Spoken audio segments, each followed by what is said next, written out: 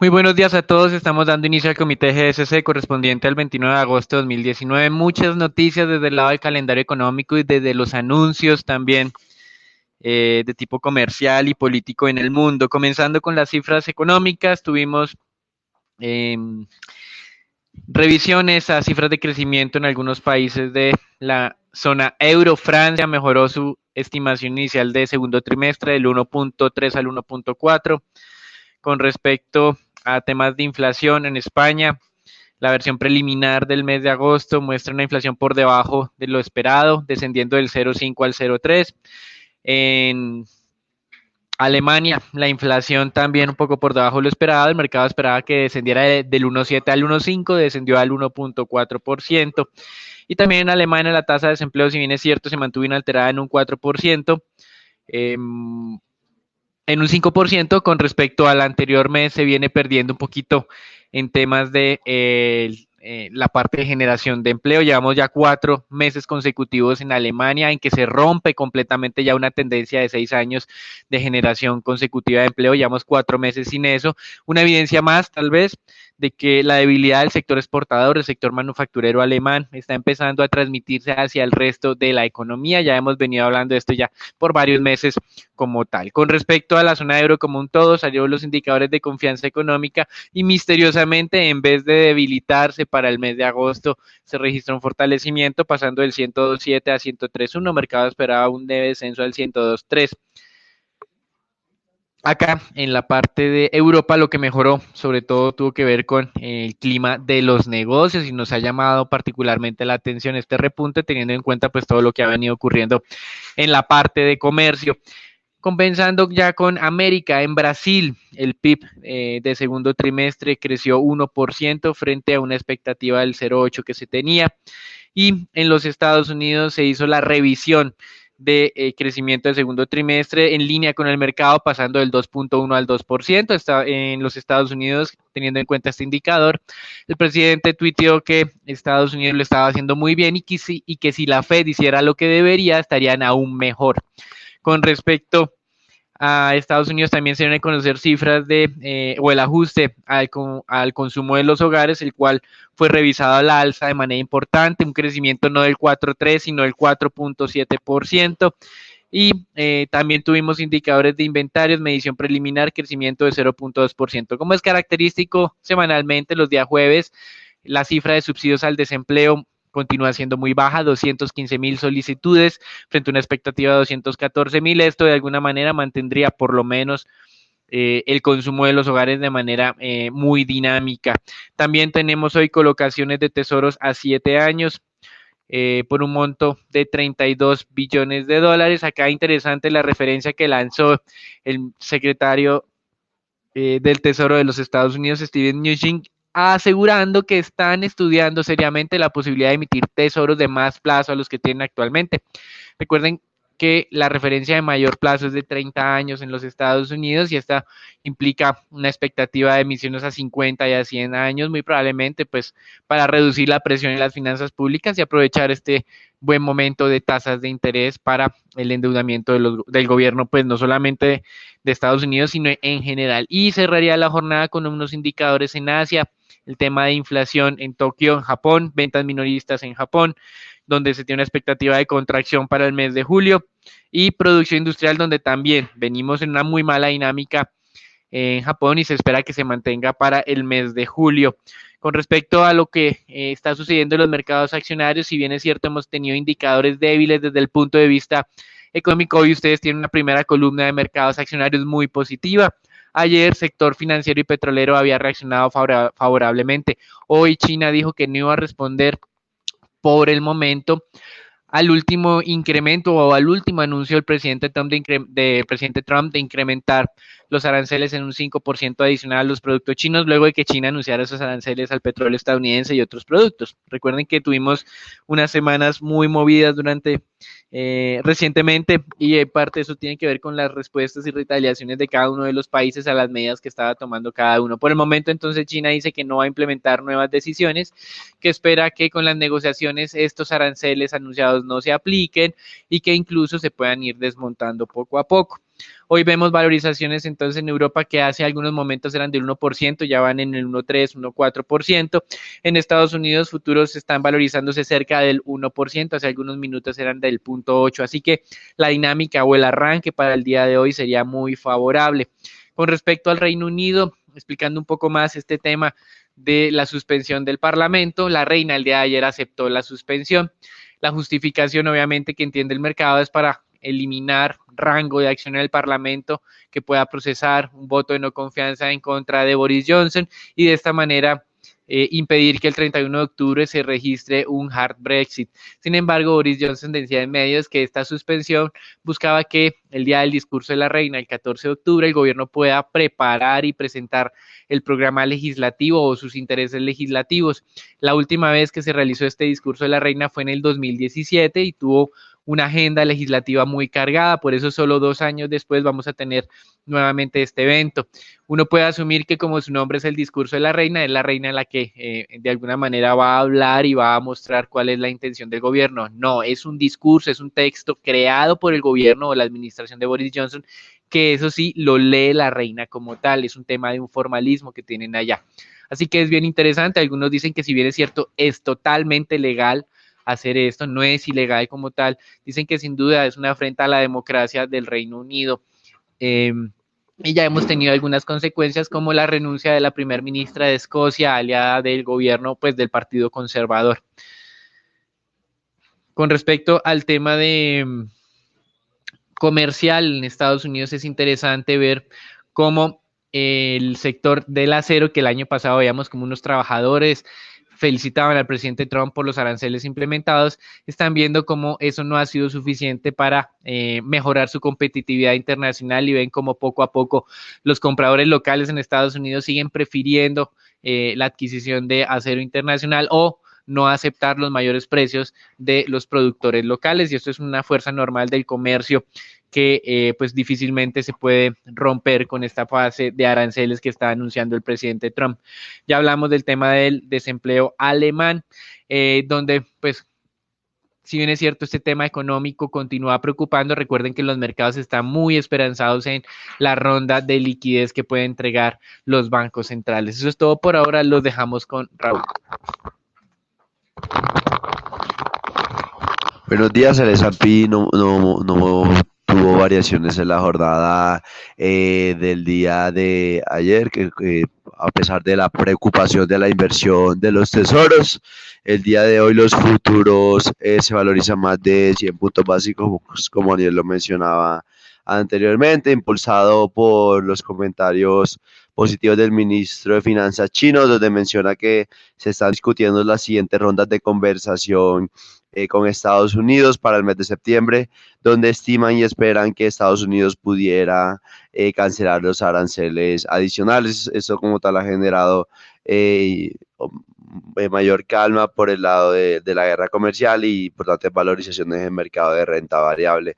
Por el lado del dólar, este también se debilita, principalmente destacar que eso donde el PIB preliminar de Estados Unidos fue en línea con lo esperado por el mercado. Esto como tal no generó movimientos sobre el mercado de divisas. El euro se debilita en medio de datos preliminares de la inflación de Alemania y España fueron inferiores a lo esperado por el mercado, mientras que el PIB francés superó las expectativas. La expectativa era el de 0,2%, el dato fue 0,3%.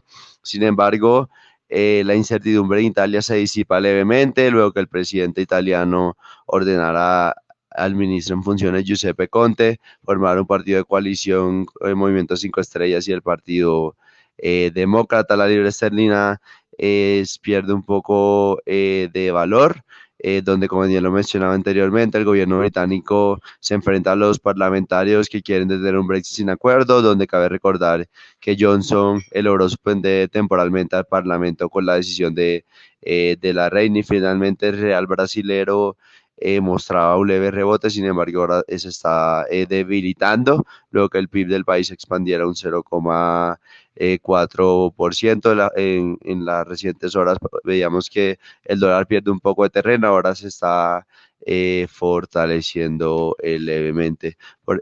Por el lado de inventarios de crudo, los inventarios de crudo de la AIS se contrajeron más de lo esperado por el mercado. El dato fue de una contracción de 10 millones de barriles y el mercado esperaba una contracción de 2,9 millones de barriles. A su vez, también los inventarios de gasolina se contrajeron más 2 millones de barriles y el mercado esperaba una contracción de 400.000 barriles. Sin embargo, esto como tal no generó importantes valorizaciones sobre los precios del crudo, teniendo en cuenta que la producción de Estados Unidos registró un nuevo máximo histórico hasta los 12,5 millones de barriles diarios. Por otras noticias con commodities, los dejo con Daniel.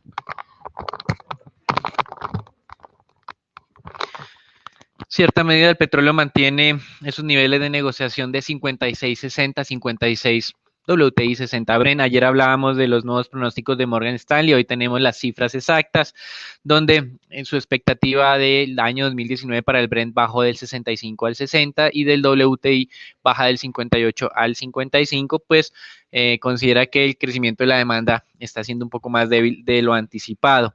Y frente a lo que ha venido ocurriendo con el tanquero iraní liberado en Gibraltar, y que pues el mundo en general estaba muy interesado en ver si ese cargamento iba a ser entregado en Siria.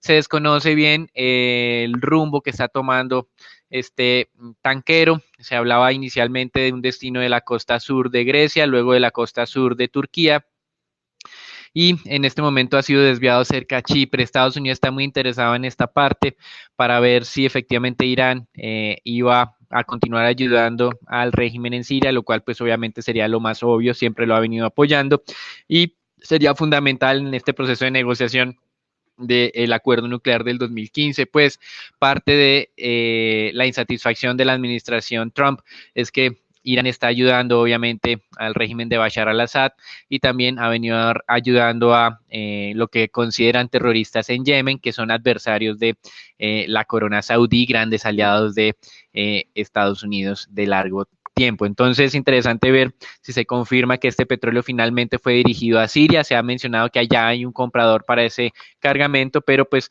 no se ha oficializado el nombre del mismo. Con respecto al tema de renta fija, hoy tenemos mucha información.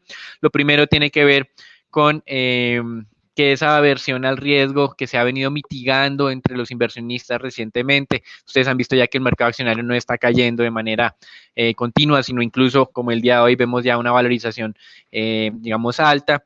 No ha sido acompañada de un repunte en las tasas del mercado de renta fija, todo lo contrario, se ha mantenido en mínimos recientes. Él ha hablado también, el presidente de la Reserva de Richmond, no tiene voto, pero sí tiene voz en las decisiones durante este año. Dice que desde su punto de vista las cifras económicas no le dan para hacer un recorte de tasas de interés en el mes de septiembre. Sobre todo si están viendo la dinámica inflacionaria, que por supuesto él está preocupado por lo que puede ocurrir a largo plazo, que tiene que ver con este tema de la guerra comercial, la dinámica de la manufactura, etcétera, etcétera, pero digamos que nos muestra que no está muy inclinado entonces a apoyar un nuevo recorte.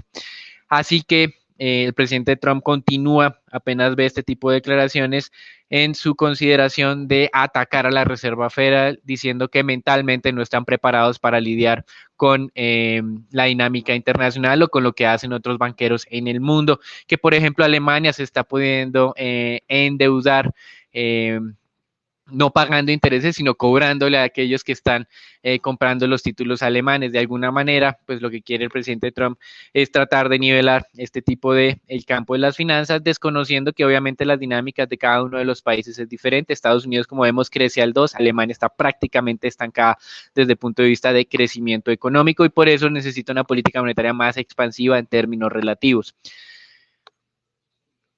Con respecto a lo que hablábamos del secretario del Tesoro, ese anuncio de los bonos ultra largos de la Reserva Federal, algunos países ya lo han intentado en el mundo, les ha ido bien con emisiones de 100 años, no solamente en mercados desarrollados, sino también en mercados emergentes, México, Argentina lo han venido realizando. Este anuncio generó una presión, sí, en las tasas de los tesoros a 30 años, 8 puntos básicos, pero si uno mira desde un contexto histórico, están muy cerca todavía a los mínimos históricos, así que no hay un cambio de dinámica como tal en este frente. Y hay analistas que buscan nuevas maneras para encontrar señales de una próxima recesión. Una de esas tiene que ver con el diferencial de tasas, no el del 2-10 años, sino el de 3 meses, 10 años, y decir que si llevan 3 meses en terreno negativo como lo llevan actualmente, con una probabilidad del 99.9%, se vendrá una recesión. No dicen del 100 como tal, pero sí dicen que muy seguramente vendrá una recesión en los Estados Unidos. Como mencionó Raúl, en Italia las cosas parecen no irle bien ahora al la Liga Norte, quien había hecho la ruptura de esa coalición de gobierno con la expectativa de elecciones generales y tener el control de la administración de manera única. Pues bien, ese movimiento con el que tenía la coalición, el movimiento de 5 estrellas, que es de izquierda, se está aliando con un partido de centro derecha y están conformando un gobierno, con lo que en teoría daría al traste la intención de la Liga. La Liga ha pedido a sus votantes que salga a protestar a las calles. Y en esto es interesante ver que esa coalición de gobierno al que ha designado ya había sido primer ministro recientemente, Giuseppe Conte. Giuseppe Conte prometió que iba a negociar con la Unión Europea una flexibilización de las normas fiscales para permitir que Italia acelere su crecimiento. Y la información interesante del día de hoy tiene que ver con una colocación de bonos en euros por parte de una compañía que es Siemens. Siemens colocó esos títulos a 2 y 5 años con tasas de interés negativas, es decir, no son solo los gobiernos los que se pueden beneficiar de las personas que tienen excedente de recursos, sino ahora son las empresas las que de alguna manera le dan el privilegio a las personas que tengan deuda a esas empresas y que esas personas le paguen a las empresas para tener esa inversión. Nosotros en Colombia hemos venido criticando muchas veces las tasas que está ofreciendo el mercado de niveles del 5 y 6%, pues bien, en Europa ya las personas le pagan a las empresas para que le reciban su dinero. Esto es interesante y atractivo, cómo se está rompiendo todo el esquema en Europa de lo que normalmente debería ser el funcionamiento del mercado, donde tenemos unos excesos de liquidez que se dirigen a quienes necesitan la liquidez para hacer planes de inversión y por eso se les paga un interés. Ahora tenemos como si las personas pagaran un impuesto para tener ese tipo de inversión. Es decir, uno dice que no vale la pena hacer este tipo de inversiones como tal porque yo estoy perdiendo dinero. Invierto 100, me devuelven 99 al cabo de un año. Por supuesto, hay algunos otros inversionistas que lo que están haciendo es tratar de guardar el dinero bajo el colchón.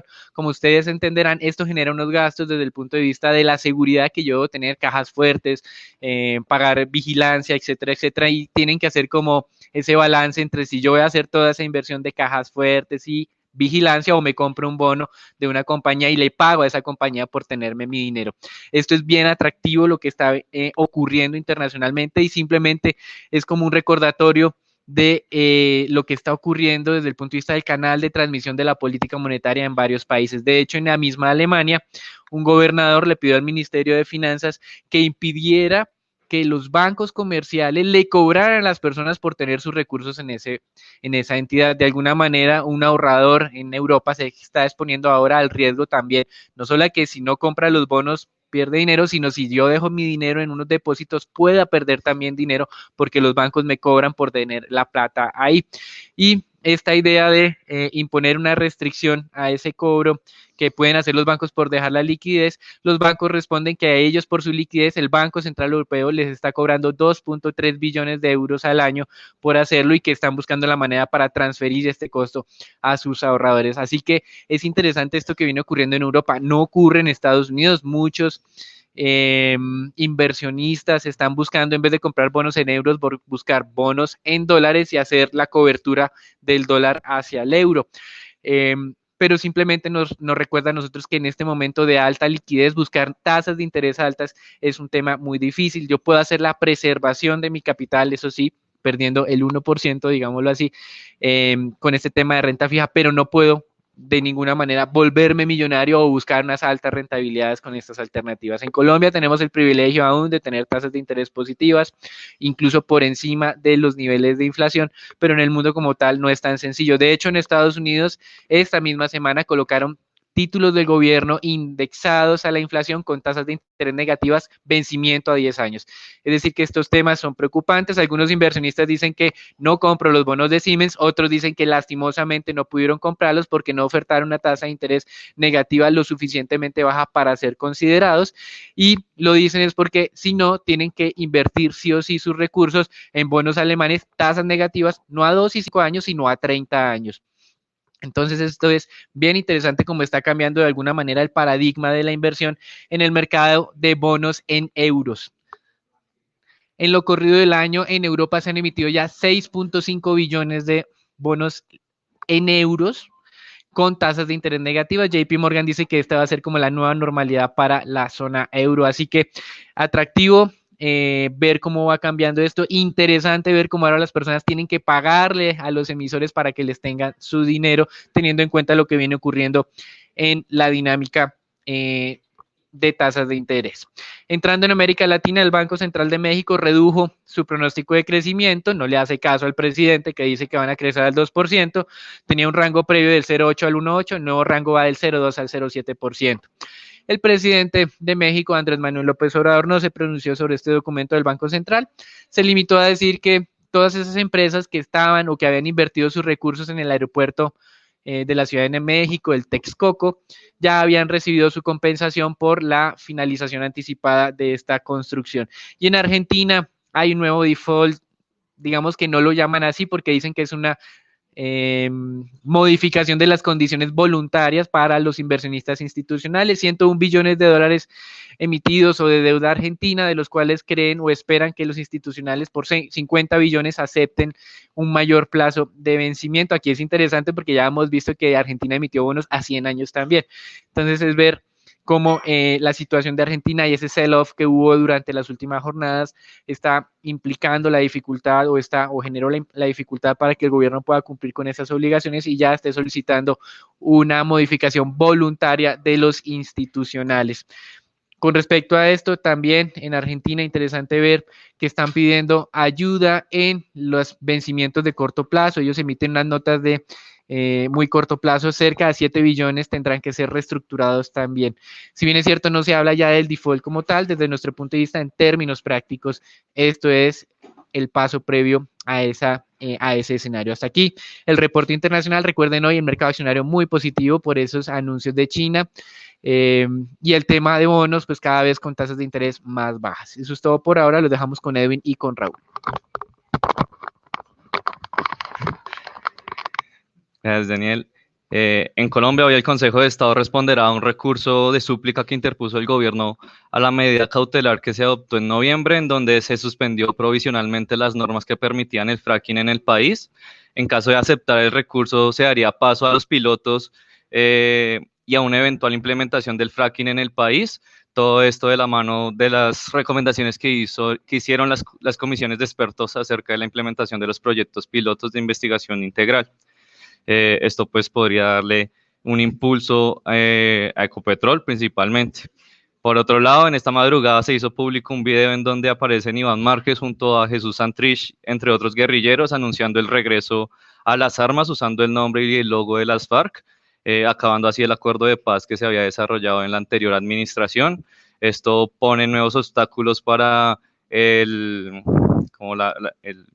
para la inversión extranjera en el país. Además, adicionalmente a la incertidumbre que hay en un entorno internacional, esto no solamente podría afectar tanto a los activos de renta variable y renta fija, sino también podríamos observar mayores presiones alcistas en la tasa de cambio. Eso fue todo por las noticias de Colombia. Pasamos con Raúl con las acciones locales. Gracias, Edwin. Por el lado del Colcap, se valorizó en la jornada del día de ayer, principalmente en medio de un mayor apetito por compañías del sector financiero. Fueron las tres compañías más negociadas en la jornada del día de ayer, donde la acción más negociada fue Preferencial Aval con 12.000 millones de pesos. donde el monto negociado total fue de 89.000 millones de pesos. El día de hoy esperamos que el Colcap podría haberse favorecido por las buenas noticias en cuanto a la guerra comercial y podría acercarse a los 1.550 puntos. Cabe recordar que según el indicador técnico, el nivel de cambio de tendencia estaría sobre los 1.564 puntos. Por el lado de noticias, Avianca anunció el día de hoy el cumplimiento de los bonos ordinarios del 2009. En la jornada del día de hoy, como tal, ya se pagó esos bonos en pesos colombianos, en línea con lo que esperaba el mercado. A su vez, Avianca anunció el número de pasajeros transportados, los cuales disminuyeron levemente en el mes de julio. Como tal, retrocedieron el 0,1%, ubicándose en 2.6 millones de pasajeros. A su vez, también el factor de ocupación retrocedió 303 puntos básicos y se ubicó en 83.6%. Por ciento. Como tal, podemos observar que desde el punto de vista operacional, Avianca todavía tampoco da buenas noticias por este rubro. Y está siendo menos eficiente en sus vuelos, teniendo en cuenta ese dato del factor operacional o load factor. Desde el punto de vista técnico, tenemos la acción de Bancolombia, ordinaria, la cual ganó valor en la jornada del día de ayer. Según el indicador técnico, todavía no se mantiene por el lado de la tendencia alcista. Consideramos que el spread está en máximos de varios años, está en más de unos 3.000 pesos y consideramos que se debería normalizarse en los próximos meses. A su vez, la compañía sigue reportando muy buenos resultados financieros, los cuales se mantendrían a lo largo del año, lo cual podría impulsar a lograr nuevos máximos históricos. Sin embargo, según el superintendente financiero Jorge Castaño, en el marco del Congreso de Camacol 2019, mencionó que los bancos deberían provisionar 600.000 millones de pesos por Ruta del Sol 2, ya que la exposición total fue de 1.2 billones de pesos y habían provisionado el 50%. Esto como tal podría frenar ese buen comportamiento del sector financiero. Cabe recordar que la entidad con mayor exposición son las compañías del Grupo Aval, principalmente de Banco de Bogotá. Por el lado de Bancolombia se estiman provisiones superiores a los 50.000 millones de pesos, ya que ellos mencionaron que habían cubierto alrededor del 80% de esa exposición. Y finalmente, por el lado de punto de vista accionario, tenemos la acción de Grupo Sura, la cual, teniendo en cuenta el rebalanceo del índice FTSE, es decir, la posible entrada de Grupo Argos y Semargos, en caso de que el momento que esto se dé, Grupo Sura sería la compañía más rezagada luego de las ventas de Harvard. Por lo cual posterior a ese rebalanceo podría incrementar el apetito por esa especie. Según el indicador técnico, podemos observar un posible fin de la tendencia bajista, aunque según el indicador el nivel de cambio de tendencia estaría sobre los 33.420 pesos. A su vez, cabe recordar que la compañía se mantiene alrededor de un 20% con el valor de su portafolio, teniendo en cuenta esa importante valorización por el lado de Bancolombia y Grupo Argos Nutresa en las recientes jornadas. Fue todo el punto de vista accionario y los dejamos con dólar con Edwin.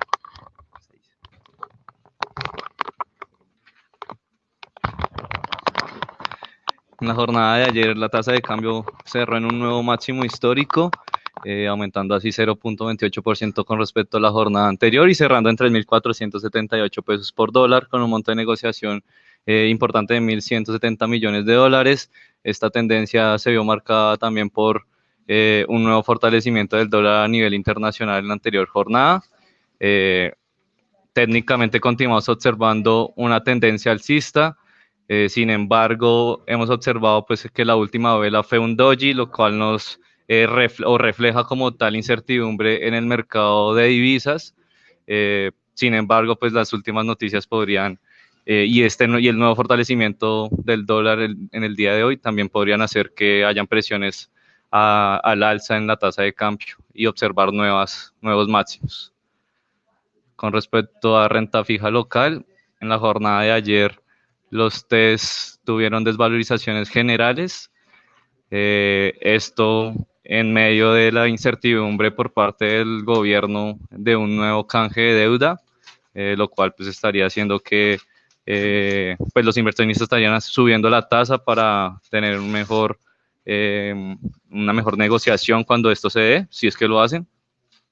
Así los TES a 2024 cerraron en 5.24, mientras que los TES a 2028 cerraron en 5.95. En general, la curva de TES en pesos se desvalorizó 5.5 básicos, impulsado principalmente por la parte larga de la curva, mientras que la de VR lo hizo en 8 puntos básicos, igualmente principalmente por desvalorizaciones en la parte larga. Con respecto a deuda corporativa, se operaron alrededor de 13.500 millones de pesos por bolsa, mientras que por OTC se registraron 610.000 millones, en donde lo más transado fue IPC con vencimientos a 2020 y 2021, que con respecto al monto total representaron el 60% de las operaciones. Con respecto a la emisión de Grupo Argos del día de ayer, se adjudicaron 450.000 millones de pesos. Hubo un bid to cover de 2.6 veces el monto adjudicado, bastante mayor que el que hubo para Corfi Colombiana el día anterior. Las tasas de corte fueron en tasa fija 3 años 5.78, nosotros estábamos previendo entre 5.7 y 5.8, por lo que nos parece una muy buena tasa. IPC a 6 años resultó en 2.44 y IPC a 15 años tuvo una tasa de corte de 3.2%. Eso fue todo por el informe de hoy. Los esperamos mañana con un nuevo comité y les recordamos que nos sigan en nuestras redes sociales para mantenerse informados acerca de los movimientos del mercado de capitales. Muchas gracias.